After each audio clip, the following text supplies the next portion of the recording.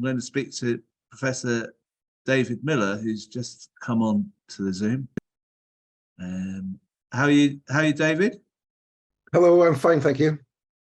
Thank you. Thanks for coming on. I saw you on a clip earlier this week about an attempt to silence you, and also that you've got a case, an employment tribunal case coming up.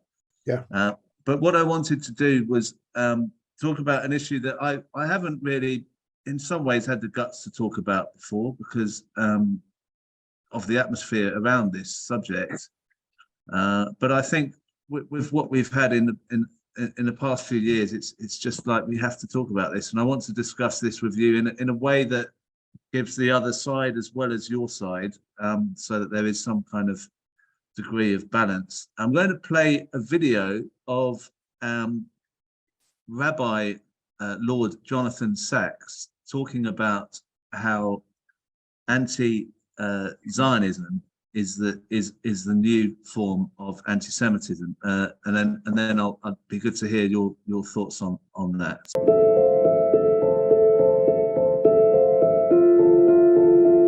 Once Jews were hated because of their religion, then because of their race, now because of their nation state. Anti-Semitism means denying the right of Jews to exist collectively as Jews with the same rights as everyone else. Israel is the only country on earth that maintains this divine right to exist. It takes different forms in different ages. In Nazi Germany, they were accused of controlling both capitalist America and communist Russia. Congress is bought and paid for by the Israel lobby. Today, they are accused of running ISIS as well as America. The US and Israel are benefiting a lot from this ISIS phenomenon. Well, they created Taliban, they created Al-Qaeda, so why not ISIS? All the old myths have been recycled from the blood libel. Most of the victims of this illegal medical experimentation were Palestinian women. To the protocols of the elders of Zion. The Israeli Zionist Jewish lobby. This then reduces complex problems to simplicities. It divides the world into black and white. The occupation clearly is the most convenient and the easiest practical target because it's black and white. Seeing all the fault on one side and all the victimhood on the other. All Israelis are oppressing all Palestinians. It's called the State of Israel. We know no other entity that we can hold accountable for our miseries. The argument is always the same. We are innocent, they are guilty. It follows that if we are to be free, then they, the Jews or the State of Israel, must be destroyed. Major powers around the world that were thought of as invincible collapsed. There's no reason to think why Israel cannot. Anti-Zionism is the anti-Semitism of our time. You know where the road ends. Anti-Semitism is so socially unacceptable that it can only survive the way a virus survives, which is by mutating. In the Middle Ages, Jews were hated for their religion. In the 19th and 20th centuries, you weren't allowed to hate anyone for their religion, because this is post-Enlightenment Europe. So they were hated for their race. Today, you can't hate anyone for their race, so you hate them for their nation state. And that is why anti-Zionism is the new anti-Semitism. But this gets to the heart of a difficulty that some people are feeling about this whole chat about anti-Semitism, because there are some people who feel incredibly strongly about the state of Israel and things they don't like about it, particularly settlements and things. And they feel that the charge of anti-Semitism is effectively being used to kind of put a sort of moral question over their hostility to Israel. A group of school kids asked me just that question a week ago. And I said, tell me, hands up, which of you believes it's legitimate to criticize the British government? They all put their hands up. I said, which of you believes that Britain has no right to exist? Nobody put their hands up. I said, now you know the difference between criticism of the State of Israel and anti-Semitism.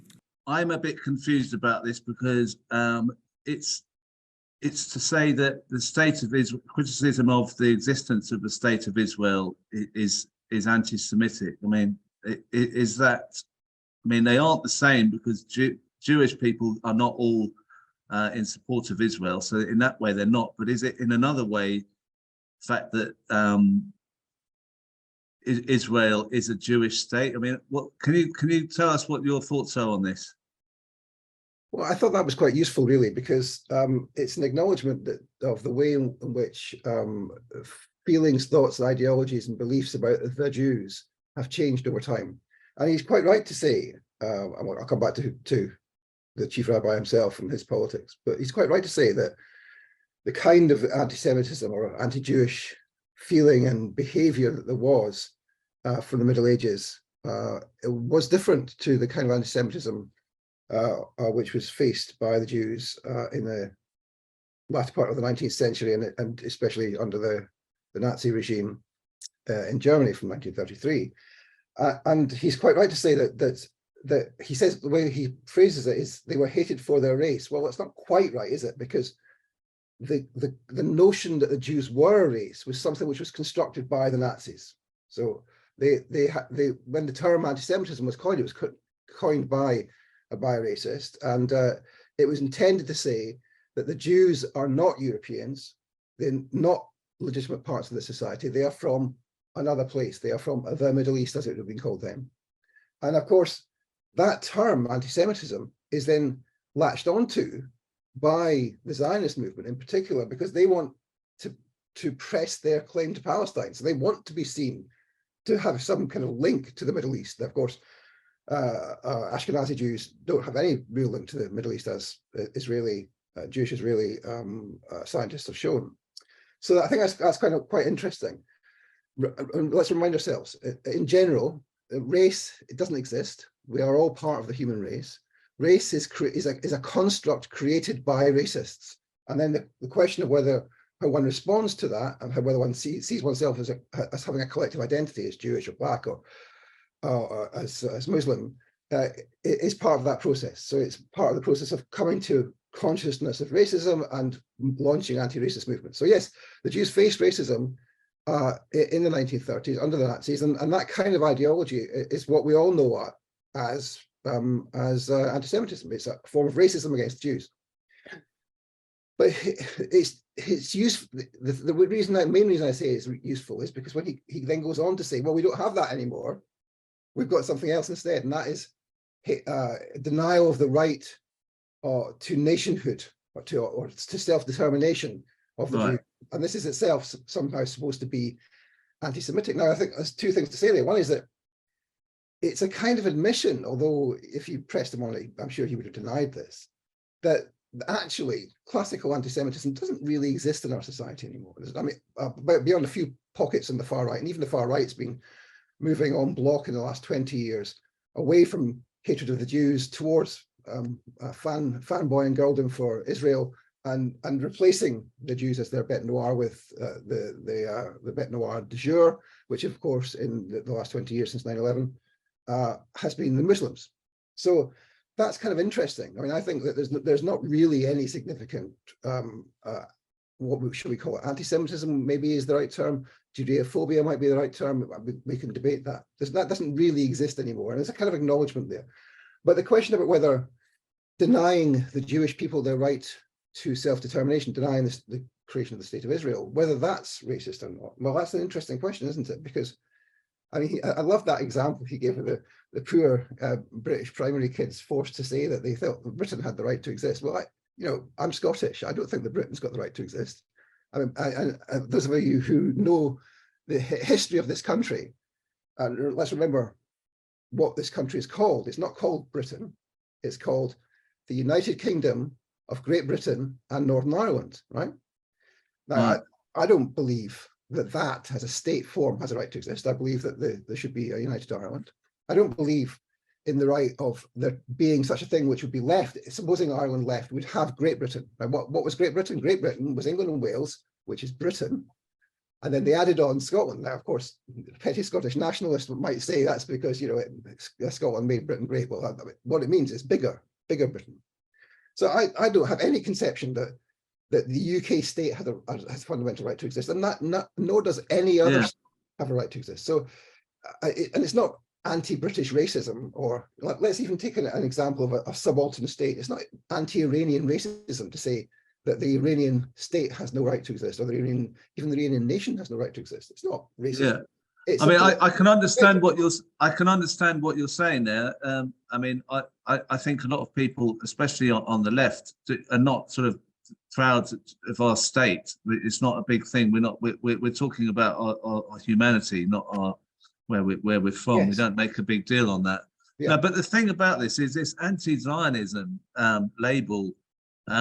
You've been branded an anti-Zionist, and I suppose that they've been saying you're an anti-Semite on the same thing, because they're synonymous. They're saying they're the same thing, and now you've been put under pressure for your show that you put on Press TV, Palestine Declassified. Yeah, there's pressure being put on you on that program to be pulled off the air and pulled off social media. Can I just? I'm just going to show a slide of what's been written about Palestine Declassified. This is from the Center for Countering Digital Hate.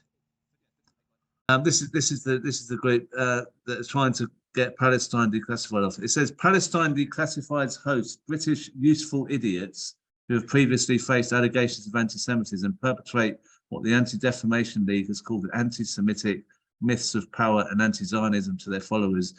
Projects, episodes promoted through social media channels operated by Press TV target Jewish people with anti-Semitic tropes and attack charities, schools, journalists, academics, and individuals by promoting a conspiracy that they are part of a coordinated Zionist movement, one of a number of phrases used indiscriminately with the aim to homogenize and flatten an otherwise ideologically nuanced and diverse set of people, groups, and communities. Half of the program's episodes promote anti-Semitic narratives, purporting anti-Semitic myths that Zionists control world events, groom young people in schools and universities, and the well-worn conspiracy that Zionists exercise a network of control in the world, specifically in the UK. Its comment section is rife with anti-Semitism, ranging from abuse to inciting violence against Jews. Our recommendations, well, we've got here, treat Press TV and its Palestine Declassified as a foreign state hate operation subject to sanctions if authorities determine any association between entities currently under multinational sanctions. Social media platforms should be taken into account any broadcasting bans or decisions of et cetera, et cetera. So they've mentioned, they sort of made this anti-Zionist thing is coming up quite a lot in what their complaints are on you, but they've also said that there's anti-Semitism that's kind of away from that as well. Yeah.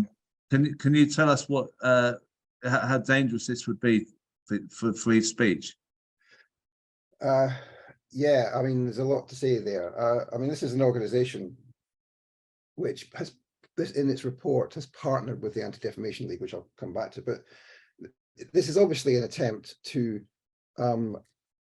expand the reach of the sanctions which already have been attempting to cripple the Islamic Republic of Iran, and in particular to sanction our program specifically as part of a way into sanctioning Press TV. Now, people on Press TV, the CEO, for example, is already on the sanctions list. I think more than one of the officials who run Press TV are already on the sanctions list. They want to extend this further to us, and in particular, probably they want to close our bank accounts and stop us having the means to exist. I mean, that's what their game is.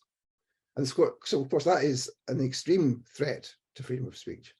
But the thing I would say about the organization itself is that, you know, this is they've partnered with the Anti-Defamation League. Now, the Anti-Defamation League has been in existence since 1913, and from the very beginning, or at least from the late 1930s, it has devoted quite a lot of its attention to spying on Arabs, Muslims, and then Palestinians. I mean, it was spying on Arab Americans before the creation of the State of Israel, under the guise of tackling anti-Semitism. So when we see today the arguments in the last 20 years about the new anti-Semitism, that's where it started. I mean, that's the earliest place that you can find that kind of ideology, that Arabs are particularly prone to anti-Semitism, and therefore we need to target them. And they work very closely with the FBI at the time, and they still work very closely with the FBI, as has been shown in numerous documents from the FBI, which have come out under the US FOI laws. So this is an organization which is deeply involved in spying on Palestinians and Muslims in the States, works very closely with the FBI. There was a scandal in the 1990s about its role in passing intelligence on anti-apartheid activists, meaning South African apartheid activists, to BOSS, the apartheid regime's secret service. So this is an organization which is deeply suspect, which has the ear of the FBI and has done since the 1940s. Now, the ADL is interesting because, of course, we've reported on the ADL in our program. We do 2 investigative reports every week, and there's now been 60-odd shows. 66th show, I think, went out yesterday, and they clearly don't like this. So they in the report, they actually describe what we say about the ADL as if it's manifestly ridiculous, and they don't even try and rebut it. They don't even say, oh well, the ADL has co-sponsored this report and they can tell us that actually they're not a spy agency. Well, they are a spy agency, and it's perfectly plain in all the legal and other documents which have been released that that's the case. The CCDH itself is a new organization set up in this country, but also now has a US branch. Now, it's set up by this guy called Imran Ahmed, who first made his name being involved in Brickgate. Do you remember that, when they tried to suggest that Corbyn supporters had attacked Angela Eagle's constituency office by throwing a brick through a window? And it turned out, of course, the whole thing was a hoax and a fake report. So it's an early attempt to have a go at Corbyn. It was set up by people closely connected with Starmer, Morgan McSweeney, Trevor Chin was involved, the key Israel lobby donor, effectively the leader of the Zionist movement in the UK. And of course, its director of communications used to work for the CIA. Its chief executive, or the chair of the board, wow. It currently works for the Atlantic Council, i.e. for NATO. So this is an extremely dodgy organization. But I wanted to say one thing about the report. I mean, there's lots to disagree with in the report, but they say that we have this conspiracy theory. You saw that there in the clip you showed, the slide you showed, a conspiracy theory about the Zionist movement, as if this is something which either doesn't exist or which we treat in a kind of loose fashion. Now, of course, what we do is the opposite. We treat it in a very, very precise fashion. I tweeted, I keep this book beside me for just these eventualities. I tweeted a picture of the front cover of this book. I don't know if you can see it there. It's from 1946, called The Zionist Movement, written by a leader of the Zionist movement. This is an organization, a set of organizations which they know exists.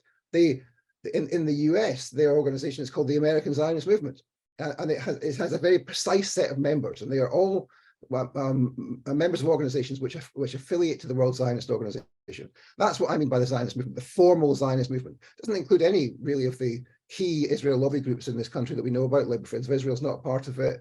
Bicom's not a part of it. The Community Security Trust isn't a part of it. They're not formally signed up to the World Zionist Organization, but they are also Zionist organizations and part of the informal Zionist movement. So this is an actually existing set of organizations which they try and pretend is something I've just made up. I mean, can I just come in, because I mean, the thing is, you're being I mean, the impact on your life of this whole thing. I mean, you've been sacked from your job. You're deplatformed. I mean, how has that affected your life? But also, I want to ask you: do you think?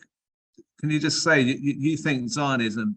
There is a place for Zionists. You wouldn't try and censor Zionists. You're quite happy to discuss with that. Is that you're not against Zionists talking about their case, are you?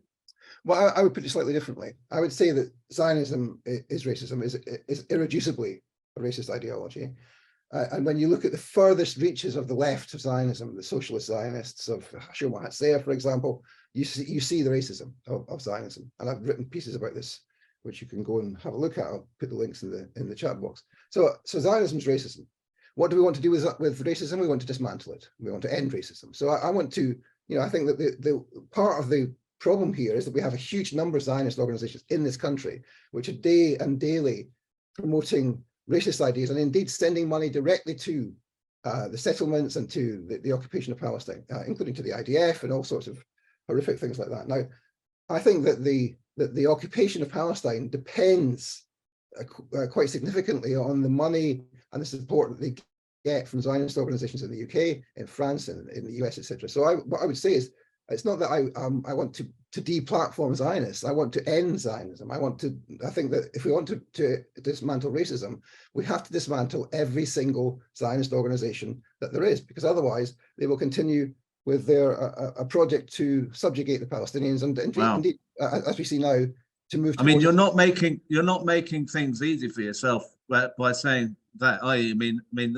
that's bound to cause people to attack you. So what do you want? How can we help you with getting your freedom of expression and speech? Well, I mean, I have, as you say, I've been deplatformed. I did a couple of speeches, talks in Scotland, the other one, and they were both cancelled. One by the police, which we had to have outside, and then one by the Quakers. The London office of the Quakers prevailed upon the Edinburgh office of the Quakers to cancel a meeting, which they said that they would on no account cancel. So this is an ongoing process. This attempt by the CCDH and ADL to deplatform us on Palestine Declassified is only the latest. They want to sanction us, and they wanted to stop us from operating, me and Chris and the others involved in the show.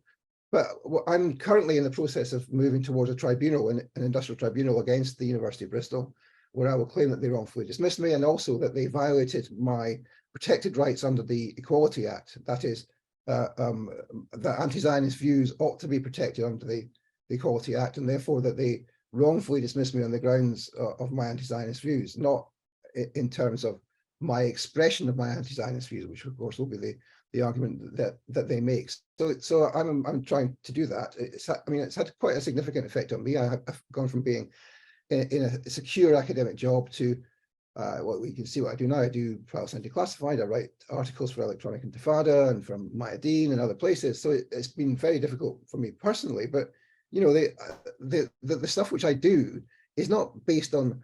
I don't start with this animus against the Zionists or whatever. I start with research, and that's what I've always done. I've always done research and propaganda. I continue to research and propaganda, and I will continue to do that. But what it has done is that it's given me much more time to devote to researching the Zionist movement. And you see that research every week in our show, where we break new stories about what's happening in Palestine and about the way in which the Zionist movement attempts to influence politics in the US and the UK. We say control. We don't use the word control. We talk about influence, and we give specific examples and empirical evidence to back up what we say, as opposed to the notional idea that we are involved in conspiracy theories.